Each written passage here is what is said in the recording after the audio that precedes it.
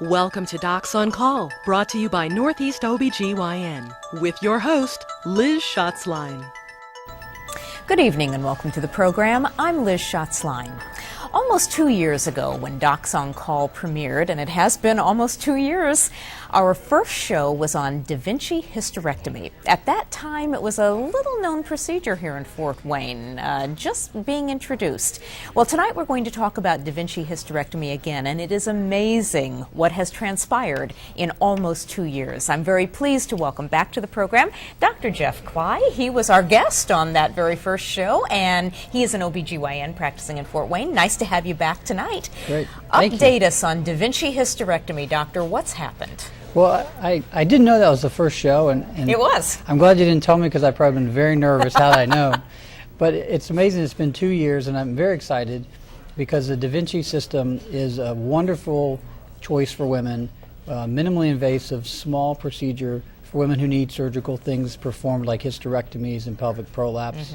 And what it does is it allows them to get back to life faster, literally in 1 to 2 weeks in many cases. But what I'm excited about is over the last 2 years, we've been able to get many docs in town trained. I train people all over the state, and I've trained most of the docs in town, and they have jumped onto the daVinci system wholeheartedly because the patients have found that they do so much better. They have minimal pain, they feel wonderful, no big incisions, and it's the right thing to do. And the docs in town have responded, the hospitals responded, and we're changing the face of medicine and making it better for women. Right here in Fort Wayne, Indiana. Now, I remember at the time we did our first show, you were about the only doctor here in Fort Wayne doing it. So what have the results been like that you've seen? They've been fantastic, and I've always been a gadget guy, and I saw this when I was in residency about 15 years ago. And I never thought I'd have the opportunity to use it, but it was something that came to town initially for just heart surgeries. And I started using it, and patients did so well, and it changed my mind in how we had to practice. And I remember the turning point for me was I took care of a patient who was overweight. She was about 400 pounds, and we did the hysterectomy with the daVinci, the small incisions. I went to see her the next morning, 9 a.m., and she was sitting on her bed, fully clothed, no IVs, ready to go, and mad because I was supposed to be there an hour earlier.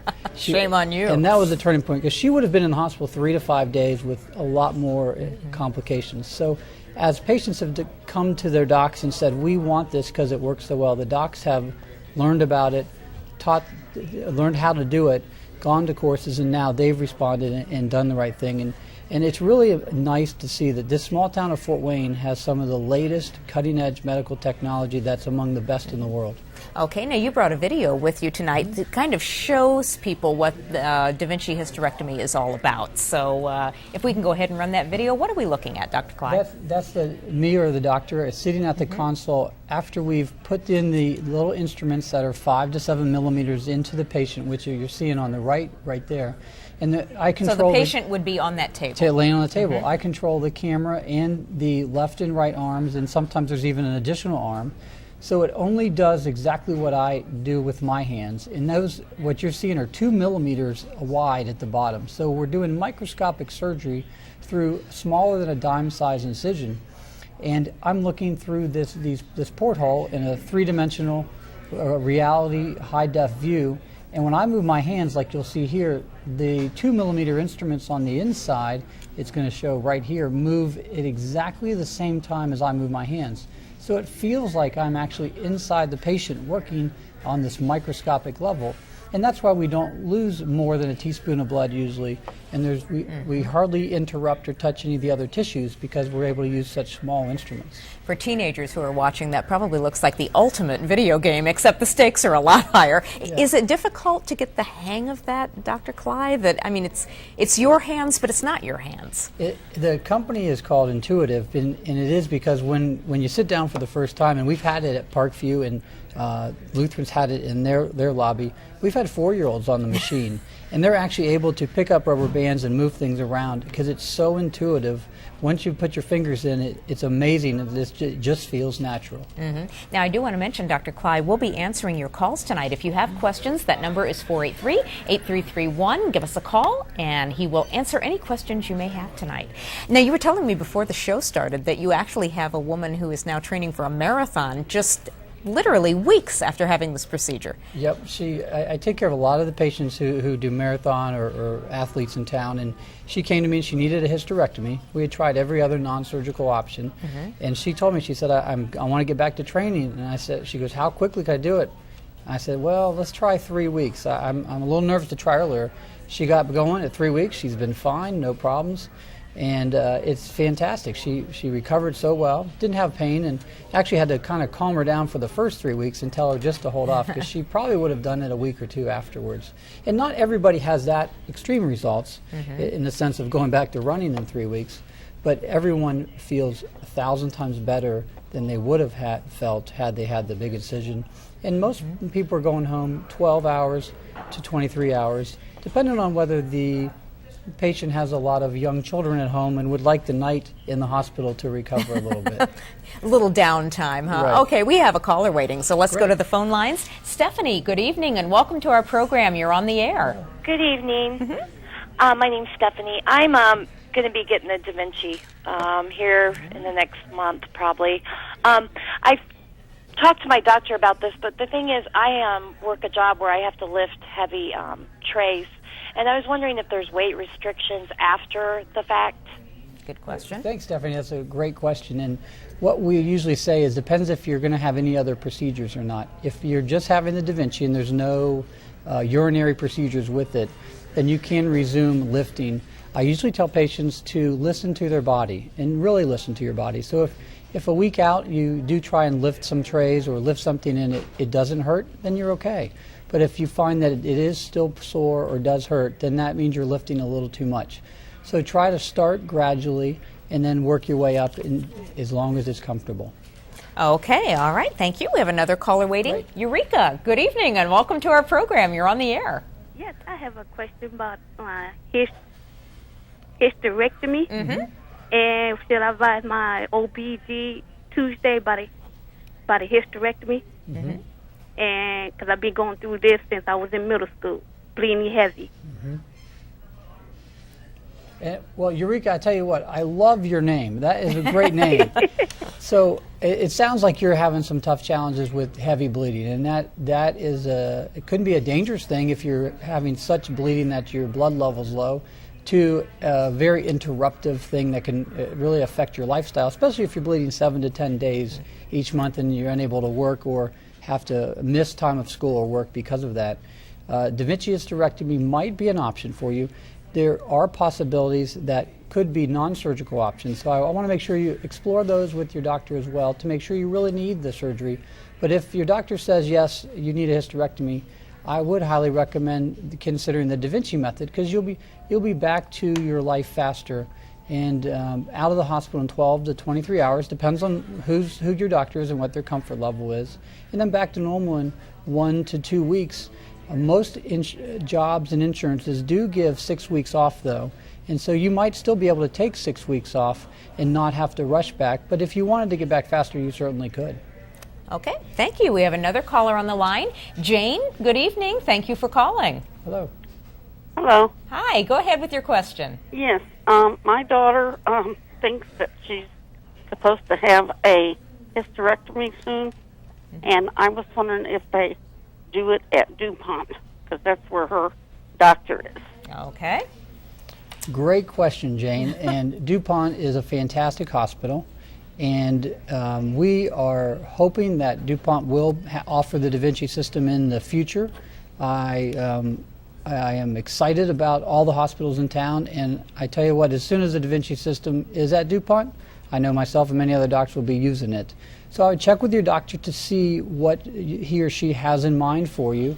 And there are times you might not need the daVinci. Maybe they were going to do a vaginal hysterectomy or a routine laparoscopic hysterectomy, and they do offer those at DuPont right now, and they do a very good job at DuPont. Okay. All right, thank you. We have another caller on the line. Sue, good evening. Welcome to the program. Hello. Hi, go ahead with your question. I was just questioning. I'm a widow of 12 years, and 3 years ago I was diagnosed with breast cancer, and I went in for a PAPS, and for the first time, it really hurt terribly, and I was wondering why. Okay. Well, I appreciate your question, and I'm very sorry it hurt. There could be a number of reasons, and definitely let your doctor know that it hurts, because even though he or she might be trying to be as careful as possible, they might not realize that it's hurting you. And there are multiple factors. One could be some dryness in the pelvis. It could be some of the pelvic tissues are a little bit thinner and need a smaller instrument to be able to do the pap smear. So definitely let them know that you did have some pain, but usually we can adjust for that, and as long as your doctor knows, I'm confident that he or she will be able to do an exam so it will be comfortable for you and not painful. Okay, one question that I have, what are the reasons for hysterectomy? Why would a woman need a hysterectomy, Dr. Clark? Great question. A lot of times it's commonly bleeding and cramping. It's a very common reason. And a lot of women will tolerate the symptoms for a long time. Women are fantastic human beings, as you know. We are stalwart. Yes, we are. Exactly. And I think what happens is life happens, and many women will get married or have children or have children, and they kind of will take care of their children and what's happening in their life. And they'll come in many times when they've been tolerating symptoms for quite a while, and it's been very disruptive in their life. Well, many times we can give medicine, whether it's hormones, whether it's other types of procedures, to try to correct the bleeding or cramping or pain. But sometimes if that doesn't work and the non-surgical efforts just don't get a woman to her quality of life, then a hysterectomy might be the reason. Bleeding could be from fibroids. It could be from some thickened linings in the uterus. It could be from an alteration of hormones that causes the bleeding. And the cramping could be from, same thing, fibroids or little growths in the uterus. There are some conditions that have little glands in the uterus that start in the 30s and 40s that just cause painful periods. So those are the most common reasons. Cancer is always in the back of our mind. Less common of a reason for hysterectomy, but we always want to check for that no matter what we do. Right. Okay, Thank you. We've got another caller on the line. Aaliyah, good evening and welcome to the program. You're on the air. Are you there, Aaliyah? Yes, I am. Yes, go ahead with your question. We can hear you. Are you there, Aaliyah? Yes, I am. Go ahead. We're on a 5-second delay. So 8 years ago, and I was wondering what the chances are of getting pregnant again. A little bit of the delay there. I think you said you had your tubes tied 8 years ago? Correct. Okay. The tubes are blocked right now. If the doctor did a good job, and I hope they did, if that's what you had wanted, but you can get pregnant again.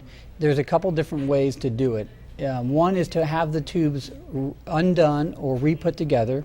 We call that a tubal reanastomosis, and that usually works very well, depending on how they blocked your tubes. So you want to check with a doctor who might put the tubes back together. And they can get the records from the past. Number two is you could bypass the tubes and do in vitro fertilization. And that's where the sperm and the egg are mixed and put back into the uterus. Both options have risk, benefits, pluses and minuses. So I would say talk with your doctor about those options. Your ethics, your morals, your values also might come into play with those types of options. But yes, you could get pregnant again. Just going to take a few steps to do that. Okay, we've got another caller on the line. Lorraine, good evening. Are you there? Yes, I am. Hello. Hi, go ahead. We can hear you. I was just curious. My daughter is 16, and she was put on Yaz for acne, actually. but it was also to make her periods maybe a little less light. But we had a lapse with the insurance company. We had to go through a mail order. So there was 1 month where she kind of got off the schedule of the Yaz. But since then, she's back on it, and she has a period for the past couple months about every other week. She is very active, but I just wondered if that's normal because of the lapse of taking it, or if maybe there's other problems. No, I think it's because of the lapse of taking it. Yaz is a lower dose hormone medication, and so it's very sensitive. And if you miss a week or miss some pills, it's really tough to get back on track. There are some ways to get back on track. And first, I'd recommend you talk to her doctor, or she talk to her doctor, but maybe trying another medicine that is a little bit more of the regular strength medicine to start with for a month, and then dropping back into the Yaz. That can work very well. And the other thing would be is stopping the medicine for a time period, letting the uterus normalize, and then restarting the Yaz. That's also a possibility. If she has a period in that meantime, I would have her take some Advil or Motrin 3 days prior to the period, continue it for another 2 days, and that should significantly lighten the bleeding and decrease the cramps. Okay. Very good. We have another caller, Loretta. Good evening. Are you there? Yes, I'm here. Hi. Go ahead with your question. I have a question about prolapse or the bladder that hangs out. It's literally out of the vagina. So what do you feel about something like that? Can you use daVinci on that? Absolutely. Great question. I didn't set this question up, but thank you for calling. I do a lot of pelvic prolapse. Actually, I've seen 6 new people in the last 2 days for prolapse. It's one of the things I really specialize in. It's a very common problem for women. Very common. Very common. Yeah, very common problem. You sound like you have a significant degree of prolapse. The daVinci system actually works fantastic for that. Again, using the minimally invasive method, small incisions in the abdomen. And what we kind of do is we just go in through the abdomen down to the pelvis. We do use mesh like a hernia mesh, and it's all sterile and sealed, and that's why it works better than the vaginal approach, because there's no bacteria. And we basically lift that bulge back up inside where it should be. Women go home in 12 to 23 hours. We ask you not to lift for a few weeks, and pain is not the issue. Usually it's just tiredness because your body's healing. But the success rates of that, doing it with the daVinci system, are far better than the old way, which is the vaginal approach, because the vaginal approach has a higher complication rate, a higher infection rate, and higher pain rate. So yes, the daVinci would be perfect for you, and I think you'd be able to get back to life normally and wouldn't have the pain, pressure, and leakage. That can all be fixed very, very well. Very good. And women should not suffer with that problem because prolapse can be repaired. Very common. And most women come in and they are very embarrassed about it, but it's something that's been going on a long time, and it happens in the majority of women. It's just how quickly women agree to come in and say, okay, help me with this problem. The quicker, the better. The women who come in their 30s or 40s, we can usually halt the prolapse, have them naturally lift it back up without surgery. The longer a woman waits, then the more likely she might need surgery. But please talk to your doctor about it. We hear it all the time, and we can do something about it. And surgery is the last option. There's many non-surgical things we can do for prolapse. Okay, very good. We've got a caller waiting. Val, thank you for hanging on the line. You're on the air. Go ahead. Hi, thank you. Yes, I had a hysterectomy, a total hysterectomy in 2001, and I was just curious if I still need to have pap smears, and how often should I have checkups and stuff, and do I need to worry about cancer or anything? Because when they did the hysterectomy, there was no signs of cancer. This is very confusing for women, Dr. Cly, when they have everything removed. Yeah, what should they do? Yeah, great question. Your chance of having ovarian or uterine cancer is almost zero.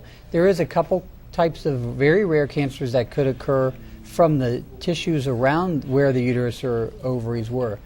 Bowel problems are still there because your bowels go near where the pelvis is. So I would recommend coming in to see your doctor every year, having an exam every year. The pap smear, which is the Q-tip part of the pelvic exam, you don't need every year. and depends on your history, your lifestyle, is whether we would say do it every 3 years for someone in your case, or never again, or longer than every 3 years. So I think the key is, remember, see your doctor every year, and then they let them use the current guidelines to determine whether they run that pap smear test or not. But they will always want to check the breast and do a pelvic exam. Okay, yeah, I should get a pelvic exam then, right? Yes. Yep. Okay, well, thank you. You're welcome. It's just good to keep in touch with your doctor, isn't it? Because that exam includes a lot more than just the pap smear, right? When you go in to see your gynecologist. Oh, so much. A lot of times it depends on the stage of a life a woman's in. It could be we're checking for lung issues, thyroid issues, breast issues, and then also life issues. Younger women with marital challenges, or the kids, or new things with the kids. Women whose kids are out of the house, it might be hormone issues or hot flashes. So there's always something, depending on the stage of life, that we're able to make a difference with. And that's why it's always important to go in. Yep, that exam includes a lot more than the pap smear. You should stay in contact with your gynecologist. Okay, we have Mary on the line. Good evening. Welcome to the program. Good evening. Yes, I'm 56 years of age, and anyway, maybe 15 years ago, I had a laparoscopic hysterectomy done. While they did the hysterectomy, when they went in, they found I had a 12-pound fibroid mass. Wow. So they ended cutting me all the way across and been in the hospital for 4 days. Finally, when I went back to work, it was limited lifting. Well, they didn't do that, and I was doing like 70 pounds and got adhesions, 3/4 at me. So then we had the adhesions done, and while we did that, I was having leakages. So they put the mesh in me, sewed me down there, and anyway, now I find out that I have a tipped pelvis, and my leakage is back. Now, my hysterectomy doctor, gynecologist, has retired 3 years ago, and my doctor died a year ago. So now what do I do? Okay, we've got quite a story there. Yeah, what should she do, Dr. Cly? Yeah, Mary, I would say definitely come in to be evaluated. We have openings. I'd be happy to see you as well. And there's female physicians in my office as well if you're more comfortable with a female. But there are things that we can do, and you may not need surgery again. There's several non-surgical things we can do. One of them could be physical therapists with the pelvic physical therapist groups in town to just help strengthen the areas around the mesh. It's possible some medicines might make a difference, and then it's possible that you could need surgery again. I will say, depends on what type of mesh was put in. Usually the mesh stays in place, and so usually it's something else around the mesh that has changed. But definitely come in and get evaluated. Don't lose hope, because there is hope, and I think you can get things fixed to where you want them to be and feel comfortable. And get a new doctor and start a new relationship with that doctor. Yeah. Okay, thank you. We've got another caller waiting. Angie, good evening. Welcome to the program. Yes. Recently I was diagnosed with PMDD. It's premenstrual dysphoric disorder. And I was put on Effexor. And I was wondering if there was anything out there that may alleviate, the symptoms of PMDD without the weight gain. Absolutely, and that's one of the biggest questions we have, and I would agree 100%. Starting a new medicine that is going to make you gain weight can only make you feel worse about how you feel. Yeah. So PMDD or PMS, it depends on who's calling it. It was they changed the way they called it a couple years ago. To me, it's all the same. It's a condition that, with mood and irritability and frustration, maybe even some depression that peaks before the period. And there's many medications that could make a big difference for you without adding weight. There are some natural things you could also try. They usually are not as effective as the medicines, but it's worth giving them a try. One thing I find is interesting is a lot of times I see women who have this PMS or PMDD, but it's never really been effectively treated. And I'll ask them, I say, well, is that medicine working for you? I'm like, no, it never really worked, but my doctor said that's what I should be on. And so they're continuing to take it. They're continuing to take it, but what I've found, curiously enough, is usually PMDD that's resistant to treatment many times is actually hidden attention deficit in women. that manifests in irritability, frustration, and then that trickles over into their marriage, their job. And so that's also something just to throw out there. If you're someone who's never felt like you actually got your PMS or PMDD treated, then look into that possibility. I see a lot of women for that, and it's when we do the surveys, we do the questions, we do the diagnostic criteria, it's amazing how classic they are for attention deficit, not hyperactivity, just the attention part. And we're able to get people feeling a lot better. It's good to do that. All right, we've got about a minute and a half left. We're going to try to get Carol in. Are you there, Carol? Yes. Okay, quickly, go ahead. Okay, what you were answering before about the surgery for the prolapse, doing it with the daVinci. Can the daVinci be done after you have had a hysterectomy that was not vaginal, but the laparoscopic? Okay. Yep, it sure can. And actually, the prolapse part of the daVinci, we have to take the uterus out of the way anyway. So if you've already had a hysterectomy, it just makes that daVinci prolapse surgery go even quicker and works very well. So you'd be a perfect candidate for that if you truly need it. But I'd be happy to talk with you about that. Okay, very good. We are out of time. Dr. Jeff Clyde, thank you so much for coming and updating us on this. Obviously, things going very well with daVinci system here in Fort Wayne. Thank you very much. It's a pleasure to be here, too. All right, and we hope that you will be here tomorrow for another edition of Docs on Call. The doctors from Fort Wayne Neurological Center will be here. They are going to talk about different treatments for stroke rehabilitation. That's tomorrow night, right here, 7:30, Docs on Call. Until then, I'm Liz Schatzline. Thank you very much for watching. We'll see you again tomorrow night.